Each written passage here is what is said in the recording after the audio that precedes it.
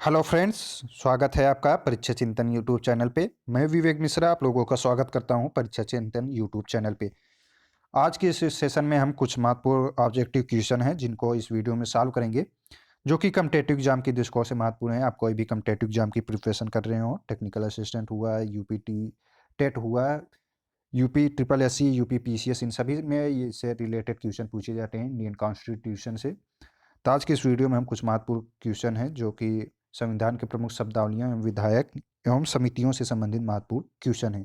तो आज की इस वीडियो में हम उन्हीं के बारे में अध्ययन करेंगे जो कि कम्पिटिटिव एग्जाम में कहीं ना कहीं एक क्वेश्चन जो हैं वो पूछे गए हैं। तो उन्हीं को सिलेक्ट करके हम इस वीडियो में लेके आए हैं आप लोगों के सामने। चलिए स्टार्ट करते हैं। पहला क्वेश्चन है, संसद में शून्यकाल का समय है। चार ऑप्शन दिए गए हैं, सुबह 9 बजे से 10 बजे तक। बी है सुबह 10 बजे से लेके 11 बजे तक। सी है 11 बजे से लेके दोपहर के 12 बजे तक। एंड डी है दोपहर 12 बजे से अपराह्न 1 बजे तक। इनमें में से आपको बताना है संसद में शून्यकाल का समय क्या है। तो इसमें जैसे हम देख रहे हैं प्रश्न में शून्यकाल दिया गया है, तो शून्यकाल क्या होता है इसके बारे में पहले हम देख लेते हैं। शून्यकाल वह समय होता है जब संसद में संसद के सदस्यों अर्थात संसद के जो सदस्य अर्थात जो सांसद होते हैं उनसे प्रश्न पूछा जाता है और उसका जवाब उन्हें विशेष रूप से उसी समय देना रहता है, क्योंकि इस समय आवश्यक प्रश्न पूछे जाते हैं। चूंकि प्रश्न में पूछा गया है शून्यकाल का समय क्या होता है, तो उसके बारे में हम देख लेते हैं ऑप्शन में। तो शून्यकाल का ऑप्शन जो दिया गया है वो है, ए है सुबह 9 बजे से लेकर 10 बजे तक, बी है 10 बजे से 11 बजे तक, सी है 11 बजे से दोपहर 12 बजे तक, एंड डी है 12 बजे से अपराह्न 1 बजे तक। तो इसमें हम देखते हैं संसद का कार्य जो होता है वो 11 बजे से स्टार्ट होता है, इसलिए ये पहला और दूसरा ऑप्शन जो है वो गलत है। संसद का कार्य जो है वो 11 बजे से स्टार्ट होता है। इसमें अब बचता है सी ऑप्शन 11 बजे से दोपहर 12 बजे तक, एंड डी है दोपहर 12 बजे से अपराह्न के 1 बजे तक। तो इसमें सही ऑप्शन जो होगा वो डी होगा।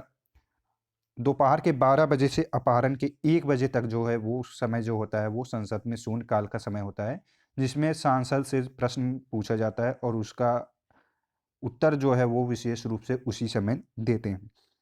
सुबह की 11 बजे से दोपहर के 12 बजे तक का समय जो होता है वो प्रश्नकाल का समय होता है। इस समय जो है प्रश्न पूछा जाता है।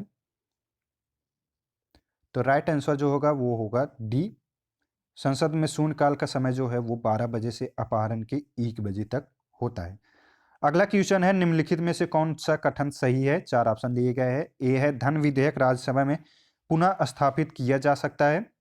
बी है धन विधेयक संसद के दोनों सदनों में किसी भी पुनः स्थापित किया जा सकता है। सी है धन विधेयक लोकसभा में पुनः स्थापित किया जा सकता है। डी है धन विधेयक लोकसभा में पुनः स्थापित नहीं किया जा सकता है। तो इसमें ऑप्शन सही कौन सा सही होगा तो वो आपको बताना है। तो इसमें सही ऑप्शन जो है वो सी, धन विधेयक लोकसभा में पुनः स्थापित किया जा सकता है। ये कथन जो है वो सत्य है। धन विधेयक जो है वो लोकसभा में स्थापित किया जाता है। तो यहाँ पे फर्स्ट जो ऑप्शन दिए गए धन विधेयक राज्यसभा, तो ये आपका गलत होगा। धन विधेयक संसद के दोनों पटलों पर नहीं रखा जाता है, क्योंकि ये धन विधेयक जो होता है वो सिर्फ लोकसभा में ही पेश किया जाता है। तो ये आपको याद रखना है, लोकसभा में ही धन विधेयक जो है वो लाया जाता है। डी ऑप्शन जो दिए गए है उसमें धन विधेयक लोकसभा में पुनः स्थापित नहीं किया जा सकता है, ये ऑप्शन गलत है, क्योंकि धन विधेयक जो है वो लोकसभा में पूरा स्थापित किया जा सकता है। तो राइट आंसर जो होगा इसमें सी है, जो कि धन विधेयक लोकसभा में पुनः स्थापित किया जा सकता है। अगला क्वेश्चन है क्वेश्चन नंबर 3, लोकसभा और राज्यसभा के बीच गतिरोध की स्थिति में संयुक्त बैठक बुलाता कौन है। इसमें में से आपको चार ऑप्शन बताना है। ए है पहला है साधारण विनिर्माण को पारित करने की स्थिति में। बी है धन विधेयक को पारित करने की स्थिति में संविधान संशोधन विधेयक। डी है सी है संविधान संशोधन विधेयक को पारित करने की स्थिति में। तो इनमें में से आपको बताना है लोकसभा और राज्यसभा के बीच गतिरोध की स्थिति में संयुक्त बैठक कौन बुलाता है। तो इसमें सही आंसर जो होगा वो होगा ए, केवल साधारण विनिर्माण को पारित करने की स्थिति में लोकसभा और राज्यसभा की गतिरोध को लिए संयुक्त बैठक बुलाई जाती है। तो राइट आंसर जो होगा वो होगा ए, आर्टिकल 8 के अंतर्गत जो है वो लोकसभा और राज्यसभा के बीच गतिरोध की स्थिति में संयुक्त बैठक बुलाने का प्रावधान किए गए हैं। तो राइट आंसर जो होगा वो होगा साधारण विनिर्माण को पारित करने की स्थिति में लोकसभा और राज्यसभा के बीच गतिरोध की स्थिति में संयुक्त बैठक बुलाई जाती है। धन विधेयक को पारित करने की स्थिति में ये गलत है ऑप्शन। संविधान संशोधन विधेयक को पारित करने की स्थिति में ये भी गलत है। तो इन चारों में से आपको बताना है। तो ए है केवल एक, बी है केवल 2 और 3, सी है केवल 1 और 3, डी है केवल 1 और 2। तो इसमें में से सही ऑप्शन जो होगा वो है ए, केवल साधारण विनिर्माण को पारित करने की स्थिति में ही लोकसभा और राज्यसभा के गतिरोध को लिए दूर करने के लिए संयुक्त बैठक बुलाई जाती है। अगला क्वेश्चन है, निम्नलिखित में से कौन सा कथन सही नहीं है। तो आपको पहचानना है कि निम्नलिखित में से दिए गए 5 ऑप्शन दिए गए हैं, तो उनमें में से कौन सा कथन सत्य नहीं है। ए है प्रत्येक धन विधेयक एक वित्त विधायक होता है। बी है प्रत्येक विधेयक धन विधेयक नहीं होता है। सी है वित्त विधेयक पर राष्ट्रपति के पूर्व हस्ताक्षर होते हैं। डी है राज्यसभा वित्त विधेयक को संशोधित कर सकता है। ई है राज्यसभा को वित्त विधेयक पारित करने के लिए 14 दिन का समय दिया जाता है। इसमें सही ऑप्शन जो होगा वो होगा, इसमें पहला ऑप्शन दिया गया प्रत्येक धन विधेयक एक वित्त विधेयक होता है, ये जो है वो सही है। प्रत्येक धन विधेयक जो है वो वित्त विधेयक होता है, जबकि प्रत्येक वित्त विधेयक जो है वो धन विधेयक नहीं होता है। तो ये ए एवं बी दोनों सही हैं। वित्त विधेयक पर राष्ट्रपति के पूर्व हस्ताक्षर होते हैं, तो ये भी सही है। वित्त विधेयक लाने से पहले राष्ट्रपति का पूर्व हस्ताक्षर कराया जाता है। राज्यसभा वित्त विधेयक को संशोधित कर सकता है, ये भी ऑप्शन जो है वो सही है। तो इसमें जो कथन सत्य नहीं है वो है डी, सॉरी ई, राज्यसभा को वित्त विधेयक पारित करने के लिए 14 दिन का समय जो है वो नहीं दिया जाता है। राज्यसभा को जो है वो धन विधेयक पारित करने के लिए 14 दिन का समय दिया जाता है। ये आपको याद रखना है, 14 दिन का समय किस में दिया जाता है राज्यसभा को, तो वो है धन विधेयक पास करने के लिए। यहाँ पे वित्त विधेयक दिया गया है, तो वित्त विधेयक में 14 दिन का समय जो है वो उनको नहीं दिया जाता है। धन विधेयक के लिए इन्हें 14 दिन का समय दिया जाता है। तो राइट आंसर जो होगा वो होगा ई। आपको याद रखना है, धन विधेयक के लिए जो है वो राज्यसभा को 14 दिन का समय दिया जाता है, जबकि वित्त विधेयक में ऐसा कोई प्रावधान नहीं किया गया। अगला क्वेश्चन है क्वेश्चन नंबर 5, कोई विधेयक धन विधेयक है या नहीं इसका निर्णय कौन करता है। 4 ऑप्शन दिए गए हैं। ए है राष्ट्रपति, बी है वित्त सचिव, सी है लोकसभा अध्यक्ष, डी है वित्त मंत्री। तीन चारों में से आपको बताना है कि कोई विधेयक धन विधेयक है या नहीं, इसका निर्णय कौन करेगा। तो इसमें सही ऑप्शन जो होगा वो आप लोग जानते ही होंगे, ये बहुत ही फेमस क्वेश्चन है, काफ़ी कॉम्पिटिटिव एग्जाम में पूछा जाता है, कोई विधेयक धन विधेयक है या नहीं इसके बारे में। तो इसमें सही ऑप्शन जो होगा वो सी होगा। लोकसभा अध्यक्ष जो हैं वो कोई विधेयक है या नहीं इसका निर्णय करते हैं। तो राइट आंसर जो होगा वो होगा सी, लोकसभा अध्यक्ष। अगला क्वेश्चन है क्वेश्चन नंबर 6, लोक लेखा समिति में कितने सदस्य होते हैं। इसमें पूछा गया है लोक लेखा समिति में कितने सदस्य होते हैं। 4 ऑप्शन दिए गए हैं, 22, बी है 30, सी है 15 एंड डी है 7। तीन में से आपको बताना है लोक लेखा समिति में कितने सदस्य है जो नियुक्त किए जाते हैं। इसमें सही ऑप्शन जो है वो है ए, 22 सदस्य जो हैं लोक लेखा समिति में सम्मिलित किए जाते हैं। तो राइट आंसर जो होगा वो ए, 22। इसमें पूछा गया है टोटल सदस्यों की संख्या, तो इसमें 22 होगा, जबकि इसमें लोकसभा के सदस्य जो होते हैं वो 15 होते हैं, जबकि राज्यसभा के सदस्य जो हैं वो 7 इसमें शामिल किए जाते हैं लोक लेखा समिति में। तो ये आपको याद रखना है, लोक लेखा समिति में लोकसभा से कितने सदस्य नियुक्त किए जाते हैं, तो वो हैं 15, जबकि राज्यसभा से नियुक्त सदस्यों की संख्या जो है वो 7। टोटल पूछा जाए तो टोटल लोक लेखा समिति में जो है वो 22 सदस्य होते हैं। अगला क्वेश्चन है, निम्नलिखित में से कौन सा कथन लोक लेखा समिति के विषय में सही नहीं है। 4 ऑप्शन दिए गए हैं। ए है लोक लेखा समिति में राज्यसभा तथा लोकसभा के सदस्य होते हैं। बी है लोक लेखा समिति के अध्यक्ष विपक्ष का नेता होता है। सी है लोक लेखा समिति के सदस्यों का कार्यकाल 5 वर्ष होता है। एंड डी है लोक लेखा समिति को प्राक्कलन समिति की बहन कहा जाता है। इसमें सही ऑप्शन जो होगा वो होगा, इसमें पूछा गया है कि लोक लेखा समिति के विषय में कौन सा कथन जो है वो सत्य नहीं है। ए है लोक लेखा समिति में राज्यसभा तथा लोकसभा के सदस्य होते हैं, तो ये ऑप्शन जो है वो सही है। लोक लेखा समिति में राज्यसभा और लोकसभा के दोनों सदस्य होते हैं, क्योंकि राज्यसभा के जो हैं 7 सदस्य होते हैं और लोकसभा के 15 सदस्य जो हैं वो लोक लेखा समिति में सम्मिलित किए जाते हैं। अगला है लोक लेखा समिति के अध्यक्ष विपक्ष का नेता होता है, तो ये भी सही है। विपक्ष का नेता जो होता है वो लोक लेखा समिति का जो है वो अध्यक्ष नियुक्त किया जाता है। डी है लोक लेखा समिति को प्राक्कलन समिति की बहन कहा जाता है, तो ये भी ऑप्शन सही है। लोक लेखा समिति को हम प्राक्कलन समिति का जुड़वा बहन के नाम से भी जानते हैं। इसमें से जो गलत है वो है सी। लोक लेखा समिति के सदस्यों का कार्यकाल 5 वर्ष ना होके सिर्फ 1 वर्ष का इनका कार्यकाल होता है। तो लोक लेखा समिति के सदस्यों का कार्यकाल जो होगा वो 1 वर्ष होगा, ना कि 5 वर्ष। ये आपको याद रखना है। अगला क्वेश्चन है क्वेश्चन नंबर 8। धन विधेयक का वर्णन संविधान के किस अनुच्छेद में किए गए? 4 ऑप्शन दिए गए। अनुच्छेद 110, बी है अनुच्छेद 117, सी है अनुच्छेद 112 एंड डी है अनुच्छेद 123। तो इसमें सही ऑप्शन जो है वो कॉम्पिटेटिव एग्जाम में यूपी टेट का हुआ एग्जाम, कोई भी एग्जाम हो तो उसमें धन विधेयक का वर्णन किस संविधान में किए गए हैं तो ये पूछा जाता है। तो इसका वर्णन जो है वो आर्टिकल 110 के अंतर्गत जो है वो किया गया है। तो राइट आंसर जो होगा वो ए। अगला क्वेश्चन है क्वेश्चन नंबर 9। अविश्वास प्रस्ताव कहाँ पेश किया जाता है? 4 ऑप्शन दिए गए हैं।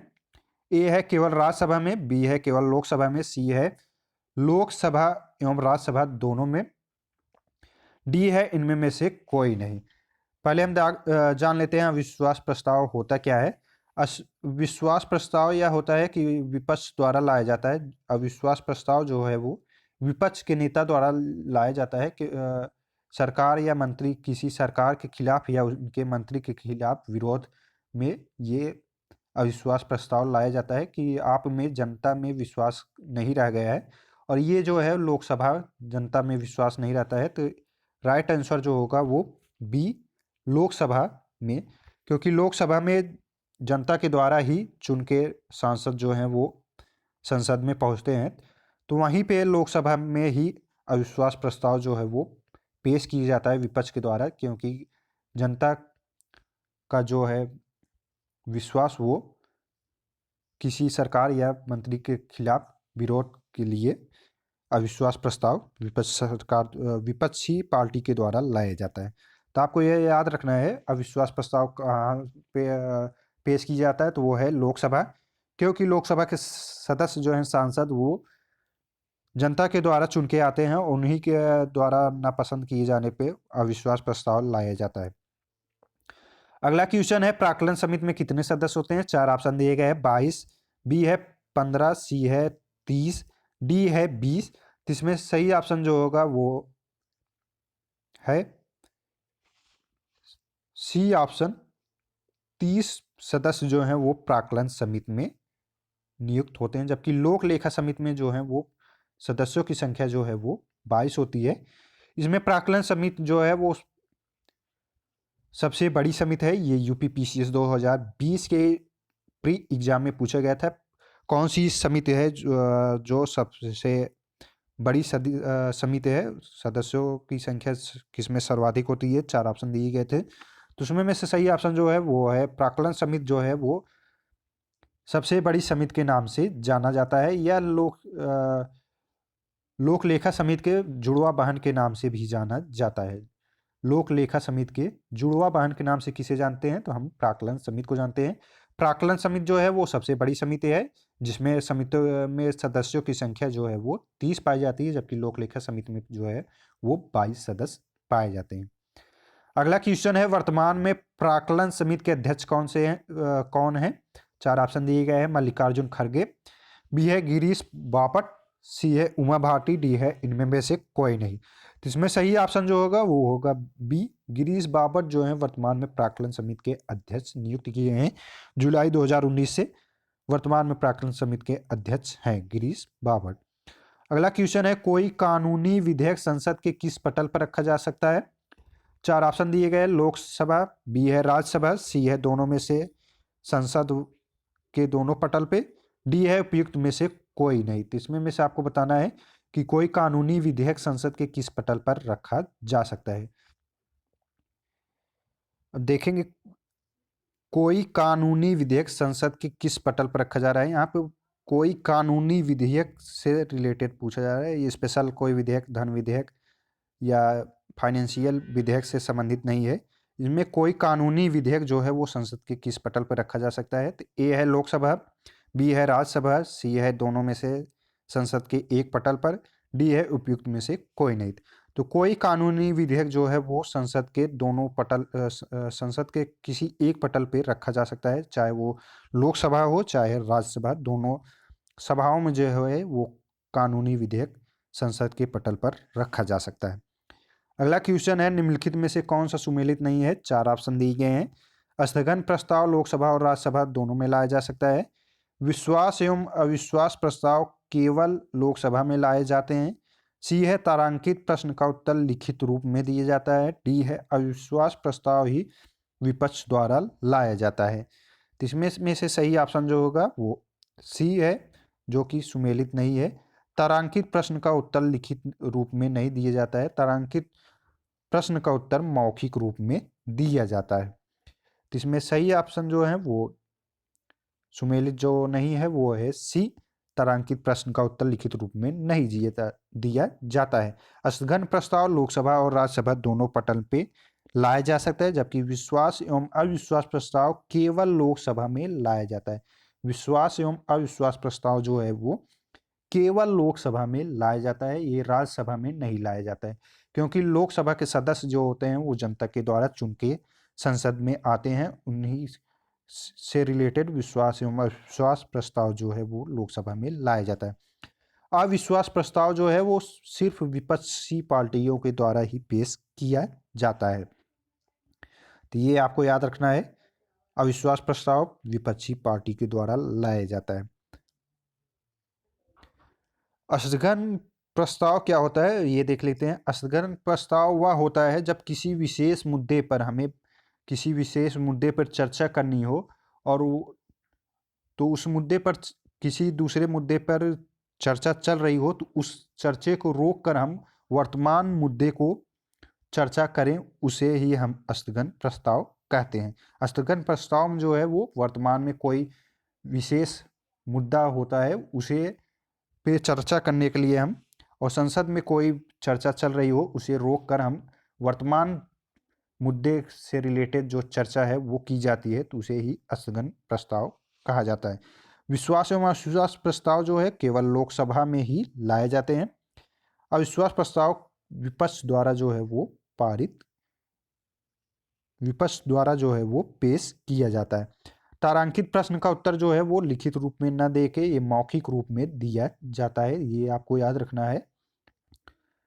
तारांकित प्रश्न का उत्तर लिखित रूप में न दे के ये मौखिक रूप में दिया जाता है। अगर स्टार लगा हुआ है तो वो समझा जाता है कि इसका उत्तर जो है वो तुरंत दिया जाना आवश्यक है, जबकि अगर अन स्टार लगा हुआ है तो वो लिखित रूप में भी दिया जा सकता है या बाद में उसका आंसर दिया जा सकता है। अगला क्वेश्चन है, सदन का स्थगन किसके द्वारा किया जाता है? 4 ऑप्शन दिए गए हैं। ए है अध्यक्ष या सभापति द्वारा, बी है राष्ट्रपति द्वारा, सी है प्रधानमंत्री द्वारा, डी है केवल उपराष्ट्रपति के द्वारा किया जाता है। तो इसमें सही ऑप्शन जो होगा वो, अब ये आप ध्यान रखेंगे, सदन का स्थगन किसके द्वारा किया जाता है? ऑप्शन दिए गए हैं। ए अध्यक्ष या सभापति द्वारा, बी है राष्ट्रपति द्वारा, सी है प्रधानमंत्री द्वारा, डी है उपराष्ट्रपति के द्वारा। स्थगन क्या होता है? स्थगन किसी कार्य को कुछ समय के लिए जो है वो रोक दिया जाता है संसद में, जबकि विघटन जो होता है, विघटन जो है वो लोकसभा को समाप्त कर दिया जाता है। उसमें स्थगन जो है वो कुछ समय के लिए उसमें रोका जाता है। तो इसमें विघटन जो होता है वो लोकसभा को पूर्ण रूप से समाप्त करने के लिए किया जाता है, जबकि स्थगन जो है वो कुछ समय के लिए उसे हम रोक देते हैं। तो इसमें पूछा गया है सदन का स्थगन किसके द्वारा किया जाता है?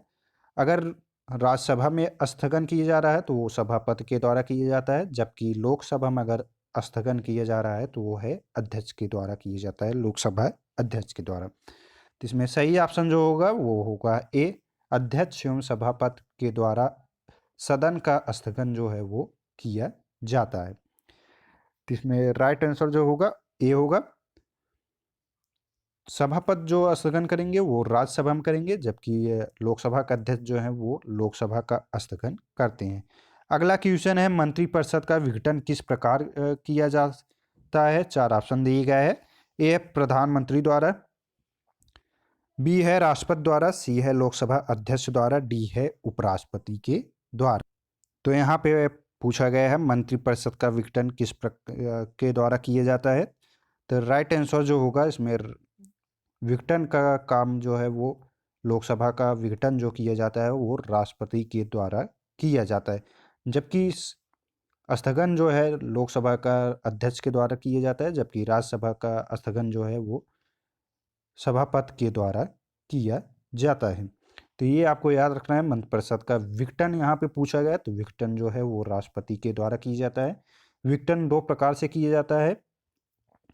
प्रधानमंत्री की सलाह पे विघटन जो है मंत्रिपरिषद विघटन का 85 अनुच्छेद 85 के अंतर्गत प्रावधान किया गया है, जिसमें मंत्रिपरिषद को समाप्त करके नया मंत्रालय बनाया जाता है, मंत्रिपरिषद बनाया जाता है।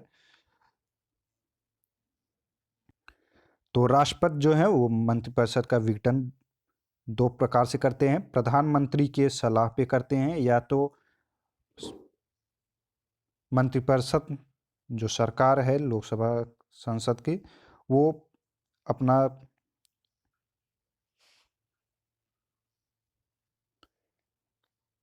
या सरकार जो है वो अपना बहुमत खो देती है, तो उस स्थिति में राष्ट्रपति अपने स्वविवेक के आधार पे मंत्रिपरिषद का जो है वो विघटन करता है। तो इस प्रकार से कुछ महत्वपूर्ण क्वेश्चन 15 क्वेश्चन थे, जो कि संविधान की प्रमुख शब्दावलियाँ एवं प्रमुख विधेयक उनसे संबंधित समितियों से रिलेटेड कुछ क्वेश्चन थे, जो कि कॉम्पिटिटिव एग्जाम में पूछे गए हैं। वीडियो पसंद आया हो तो लाइक, सब्सक्राइब, शेयर जरूर करें। अब आप लोगों से एक क्वेश्चन पूछते हैं, प्रश्नकाल क्या होता है और प्रश्नकाल का समय क्या होता है। ये वीडियो में हमने बताया भी है। प्रश्नकाल का समय कितने में होता है ये कमेंट बॉक्स में आप लोग मैसेज करके बताएंगे। उम्मीद है कि आप लोग कमेंट बॉक्स में आंसर देंगे। वीडियो पसंद आया हो तो लाइक, सब्सक्राइब, शेयर जरूर करें। वीडियो देखने के लिए धन्यवाद।